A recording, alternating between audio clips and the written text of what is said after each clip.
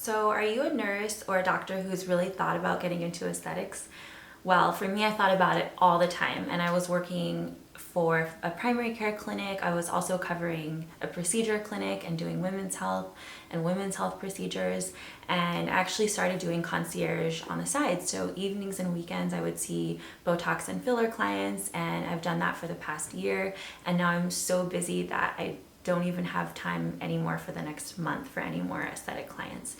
So I really wanted to talk about some of the ways that I was able to grow this concierge business. And so I know that for a lot of practitioners in medicine, you may have a full-time job and you want to start this on the side, which I think is a great way to get introduced to the field.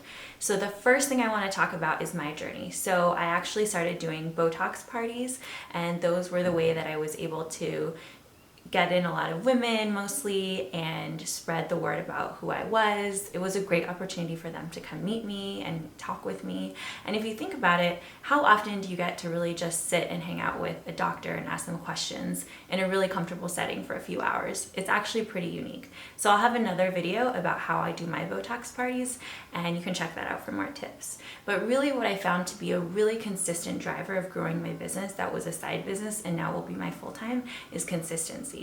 So every day after I would get home from work, even if it was an hour, I would sit down, I would read more about aesthetics, I would go on the blogs, so I would go on Facebook. There's a lot of groups that are closed groups only for providers, and you really just talk about techniques, pitfalls, and you really just talk about aesthetic medicine. And most people on there are doing it full-time or part-time, and you can just ask any question. It's also a really great space to contribute. So I want to push you a little bit into a contribution mode.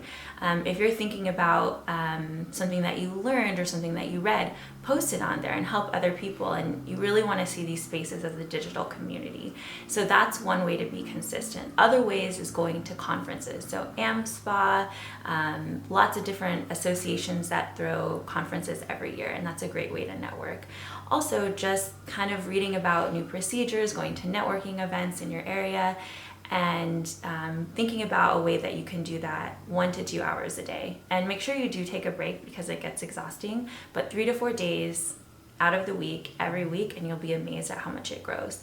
The second thing is also the consistency needs to be when you're around. So I love travel, I'm addicted to travel, but I really noticed that when I took a break from traveling for about 3 months, I was around every weekend, I was consistent with my clients, it really helped my business take off. Because you'll see in aesthetics, when they first do an anti-wrinkle injection like Botox or Xeomin, then they know you, they trust you, and eventually they're going to contact you about filler. They're also going to tell their friends about you. So this actual process of gaining clients and growing, which you don't even know is happening until after you've seen your first few clients, 6 months goes by and they've all told their friends, you're not going to really be able to witness this growing for yourself unless you're around. So I really recommend, if you're a traveler like me, make a commitment to your business if you really want it to grow, and stick around for 3 to 6 months and you'll be amazed at what happens.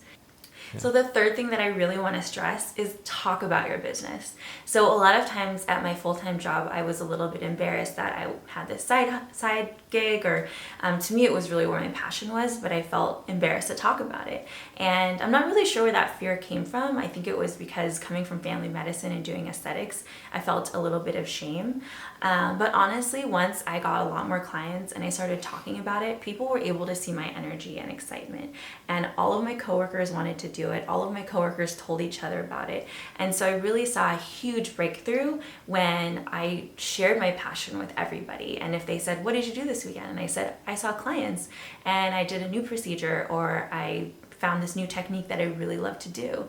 And share your passion with people, even if you don't think that they'll appreciate it, because they will remember. And if someone else in their sphere of influence has a need and they say, oh, my coworker does that and she's a great employee, she's really reliable, I think you should go see her. So you really honestly have no idea where your next client or your next lead is going to come from. So speak about what you do with passion, be really committed to it, and share it with other people.